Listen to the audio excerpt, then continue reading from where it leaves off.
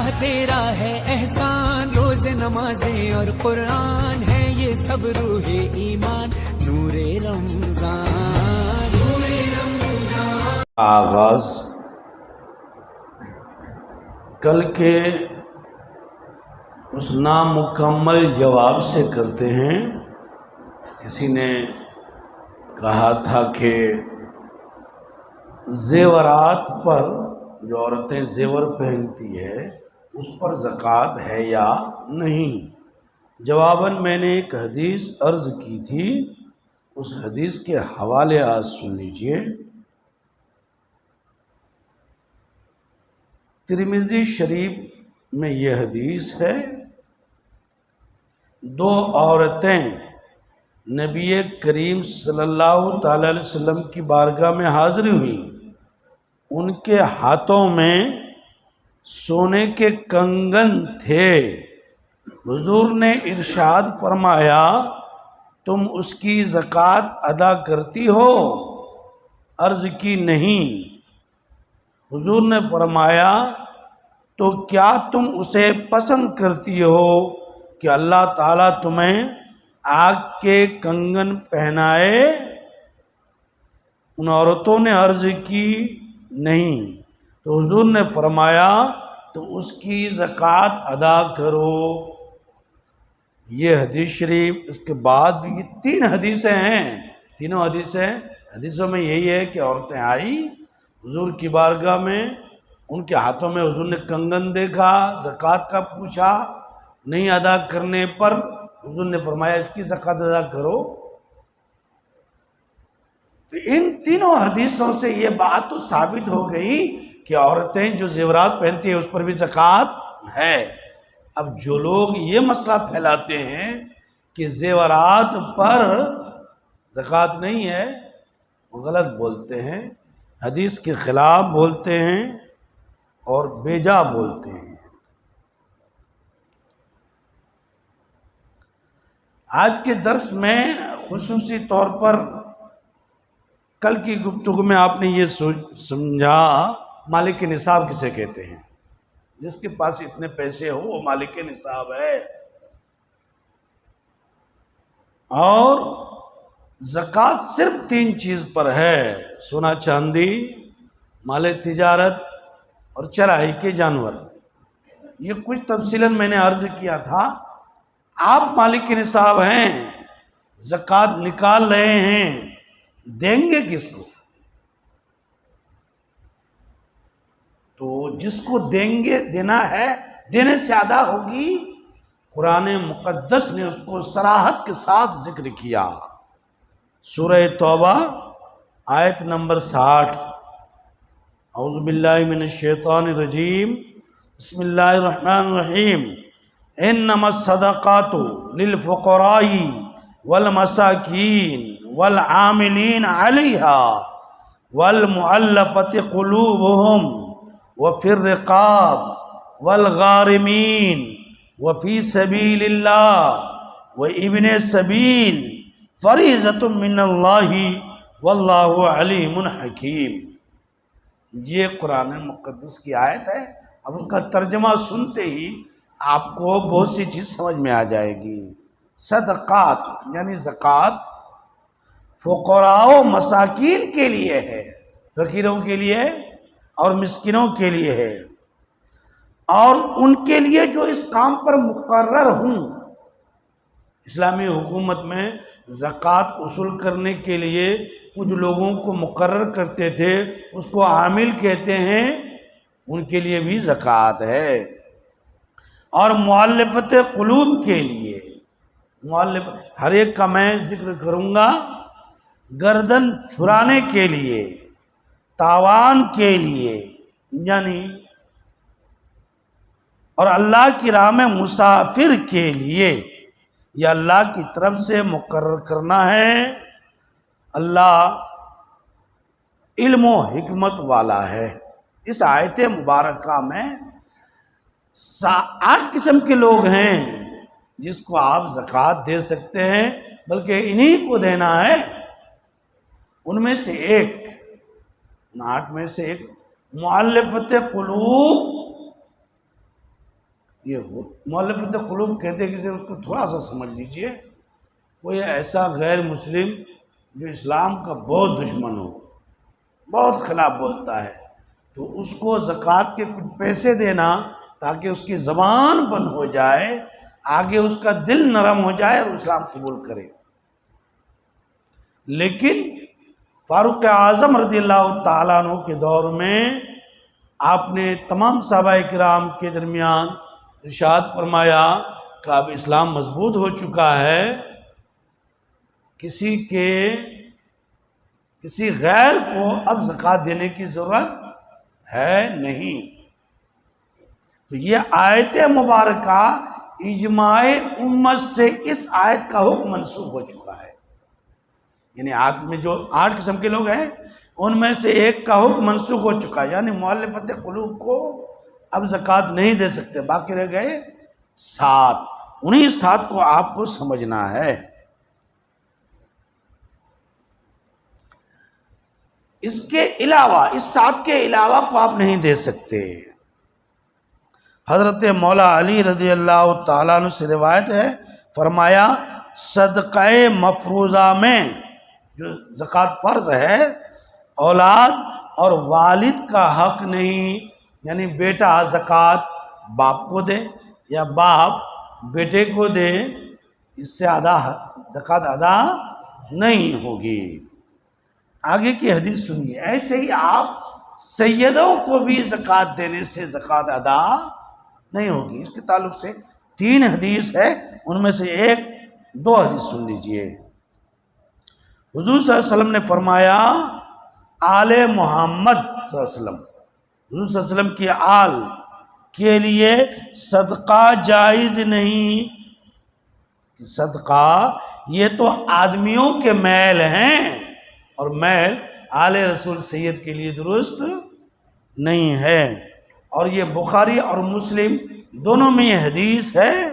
امام حسن مجتبیٰ آپ جانتے ہیں کون ہے، صدقہ کا خرما لے کر منہ میں رکھ لیا، جب صدقہ کا کھجور آتا تھا تو مسجد نبوی میں رکھ دیتے تھے، تو حضرت امام حسن نے اس کو لے کر کے منہ میں رکھا، اس پر حضور صلی اللہ علیہ وسلم نے فرمایا چھی چھی کہ اسے پھینک دیں، پھر فرمایا کیا تمہیں نہیں معلوم کہ ہم صدقہ نہیں کھاتے، یعنی سیدوں کو صدقہ دینا درست نہیں ہے۔ اب اس آیت مبارکہ میں جو ذکر ہے فقیر، پہلا ہے فقیر۔ فقیر کسے کہتے ہیں؟ عام طور پر ہم بھیک مانگنے والے کو فقیر کہتے ہیں۔ کل کے درس میں بھی عرض کیا تھا میں، فقیر وہ شخص ہے جس کے پاس کچھ ہو مگر نہ اتنا کہ نصاب کو پہنچ جائے، یعنی اس کے پاس مکان بھی ہے، گاڑی بھی ہے، دکان بھی ہے، لیکن بچتا کچھ نہیں ہے، گزر جاتی ہے زندگی، یہ آدمی فقیر ہے، یعنی یہ مالک نصاب نہیں ہے تو یہ فقیر ہے۔ فقیر زکوٰۃ مانگ نہیں سکتا، لیکن کوئی اگر اس کو زکوٰۃ دے تو زکوٰۃ ادا ہو جائے گی، یہ ہے فقیر۔ فقیر کو مانگنا جائز نہیں ہے۔ یہاں ایک دوسرا مسئلہ سنیے۔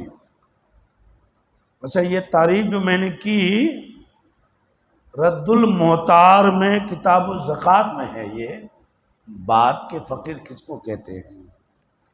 آگے کا مسئلہ سنیے، فقیر اگر عالم ہو تو اسے دینا جاہل کو دینے سے افضل ہے۔ عالم اگر، کوئی بھی تو فقیر ہو سکتا ہے، عالم ہی فقیر ہے تو اس کو دینا بہتر ہے۔ کہیں کہیں پر یہ بات مشہور ہے کہ جو عالم زکوٰۃ لیتا ہے اس کے پیچھے نماز جائز نہیں، یہ جھوٹ ہے، غلط ہے، اسلام پر افتراء ہے۔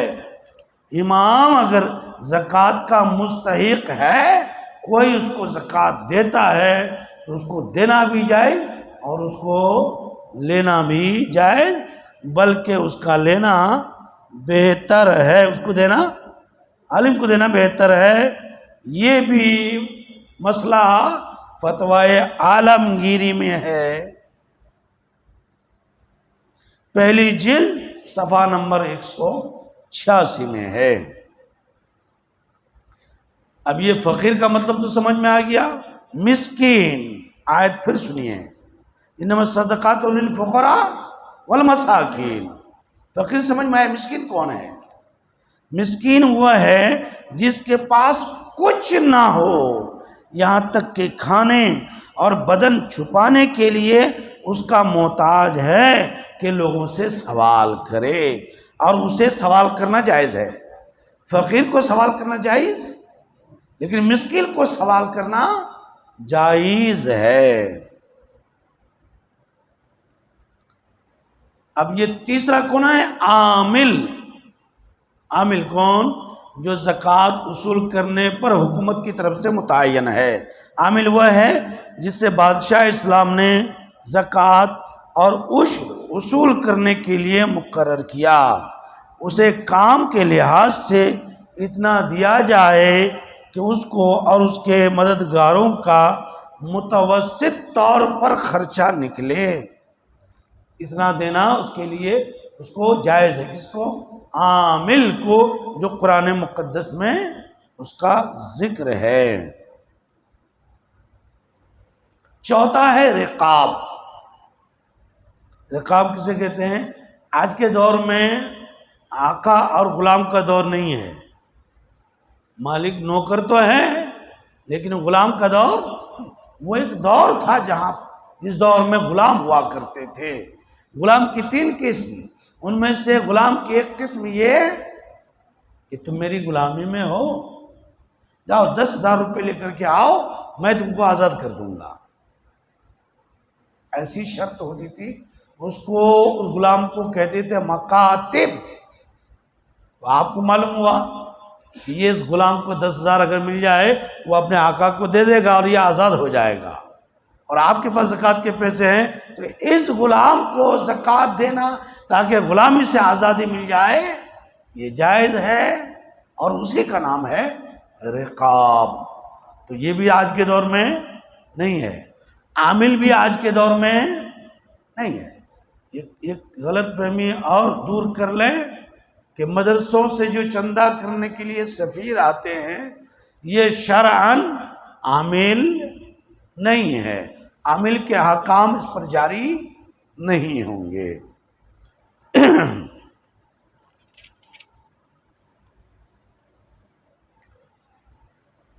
یہ چوتھی قسم ہوگی۔ 5ویں قسم ہے غارم۔ غارم کسے کہتے ہیں؟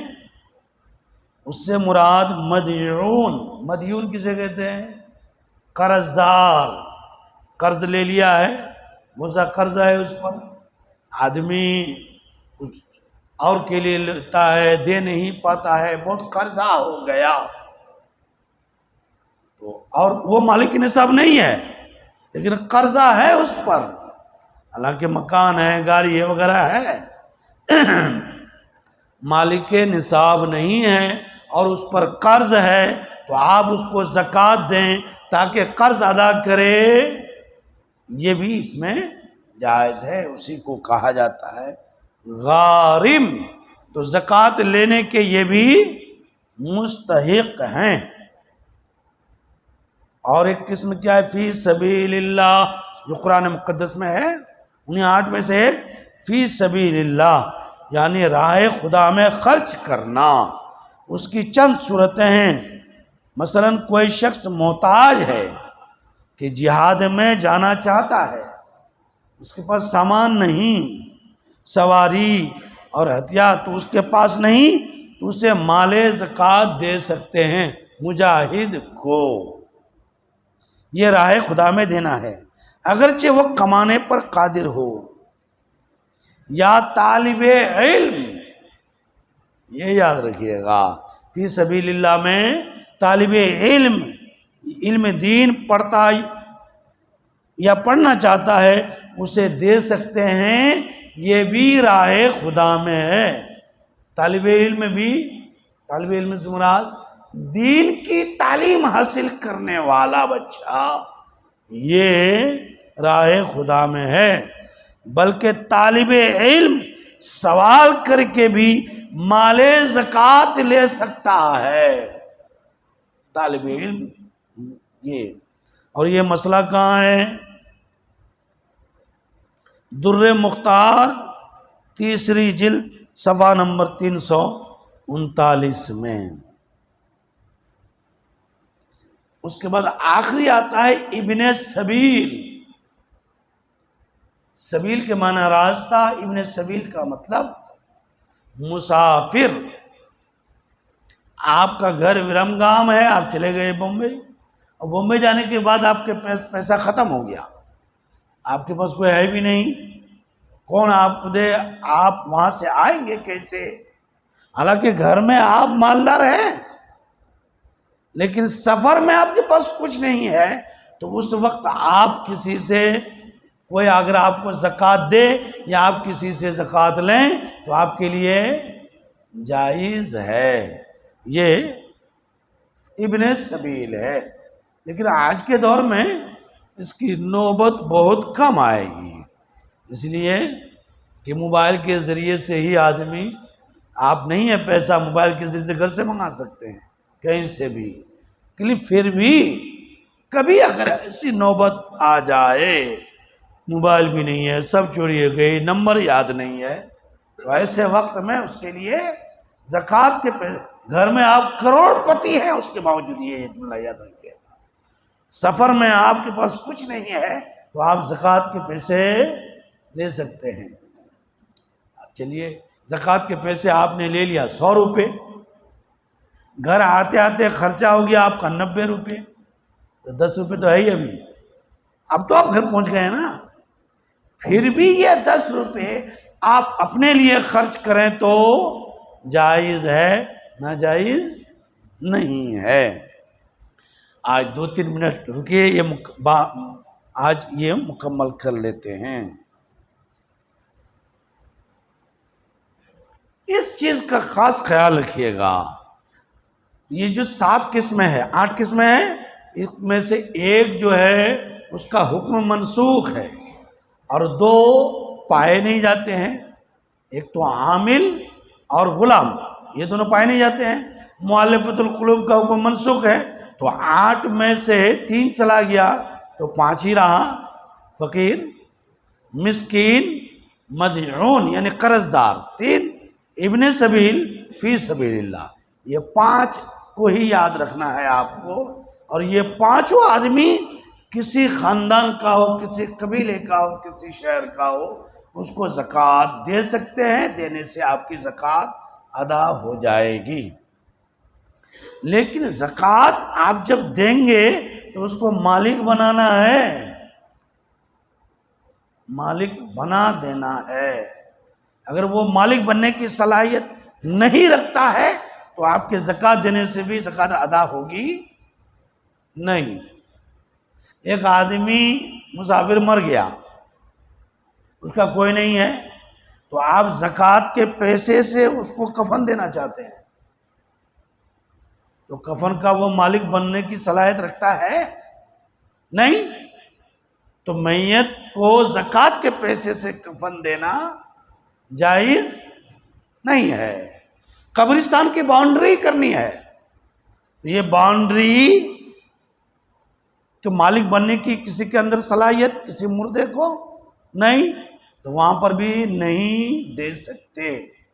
ایسے ہی مسجد میں بھی آپ زکوٰۃ نہیں دے سکتے، مدرسوں میں بھی زکوٰۃ نہیں دے سکتے، لیکن طالب علم کے نام پر اس کو زکوٰۃ دیتے ہیں، وہ ہلائے شریک کرنے کے بعد پھر دوسرے کاموں میں زکوٰۃ کا استعمال ہوتا ہے، خدا نہ خواستہ، سوار خدا نہ خواستہ مسجد تعمیر کرنے کے لیے زکوٰۃ کے پیسے کے علاوہ کوئی پیسہ ہے نہیں، تو آپ اس پیسے کو ہلائے شریک کر کے مسجد میں لگا سکتے ہیں۔ آپ ان کے الفاظ سنیے، زکوٰۃ ادا کرنے میں یہ ضرور ہے جسے دیں مالک بنا دیں، لہذا مال زکوٰۃ مسجد میں صرف کرنا یا اس سے میت کو کفن دینا یا میت کا قرض ادا کرنا یا سڑک بنوانا، نہر کھدوا دینا، ان افعال میں خرچ کرنے سے زکوٰۃ ادا نہیں ہوگی، مالک بنا دینا ہے۔ اس کو آسانی سے یہ سمجھیے، آپ نے 100 روپے میں کھانا خریدا اور ایک فقیر کو دے دیے، مالک بنا دیے نا، زکوٰۃ ادا ہو گئی۔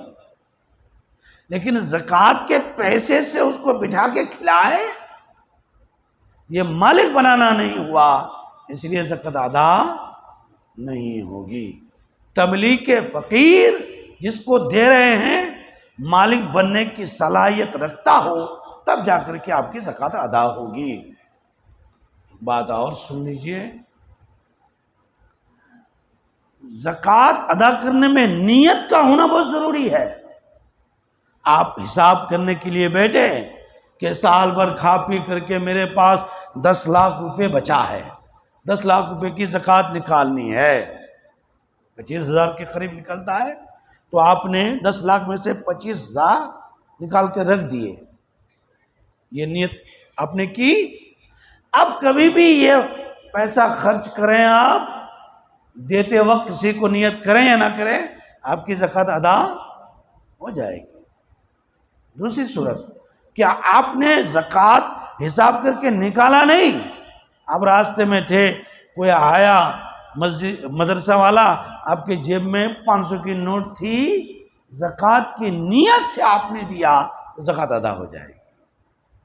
تو مال سے الگ کرنے میں نیت کریں یا دیتے وقت نیت کریں، ان دونوں میں سے ایک میں نیت ضروری ہے، ورنہ زکوٰۃ ادا نہیں ہوگی۔ اس لیے میں سوچ رہا تھا کہ آج کا یہ باب مکمل ہو جائے، ضرورت پڑے گی تو پھر آپ یہ سنیں۔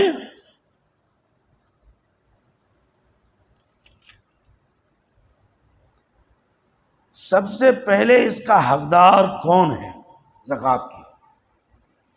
آپ نکالتے ہیں، آپ کے رشتہ دار حق ہیں، سب سے پہلے مستحق آپ کے رشتہ دار ہیں۔ تو آپ کے رشتہ دار تو بہت ہیں، کتنے ہیں؟ ماں باپ، بھائی بہن، دادا دادی، نا، کس کو دینا جائز ہے، کس کو دینا ناجائز ہے؟ آسان طریقہ آپ یاد رکھیں تو ہر ایک کا نام لے لے کر کے پکارنے کی ضرورت نہیں پڑے گی۔ میں ہوں، آپ ہیں، آپ کے کچھ رشتہ دار اوپر کے ہیں، ماں باپ اوپر کے رشتہ دار ہے نا، اور نیچے بیٹا بیٹی، تو کچھ رشتہ دار اوپر ہیں، کچھ نیچے ہیں، بلکہ یہ کہوں میں کہ 3 اوپر ہیں، 3 نیچے ہیں۔ یاد رکھیے، ماں باپ، دادا دادی، نانا نانی، اس کو زکوٰۃ نہیں دے سکتے۔ نیچے آ جائیے، بیٹا بیٹی، پوتا پوتی، نواسا نواسی کو زکوٰۃ نہیں دے سکتے۔ شوہر بیوی کو اور بیوی شوہر کو زکوٰۃ نہیں دے سکتے۔ تو اوپر کے 3 ہوئے، نیچے 3، 6، اور یہ دونوں 8۔ یہ 8 کے علاوہ آنکھ بند کر کے کسی رشتہ دار کو بھی آپ زکوٰۃ دے سکتے ہیں۔